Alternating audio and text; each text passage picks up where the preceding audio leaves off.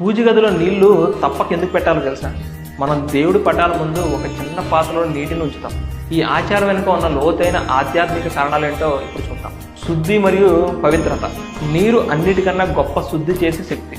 పూజ గదిలో నీటిని ఉంచడం వల్ల అక్కడి వాతావరణం పవిత్రం అవుతుంది. మన మనసు కూడా నీటిలాగే స్వచ్ఛంగా ఉండాలని ఇది సూచిస్తుంది.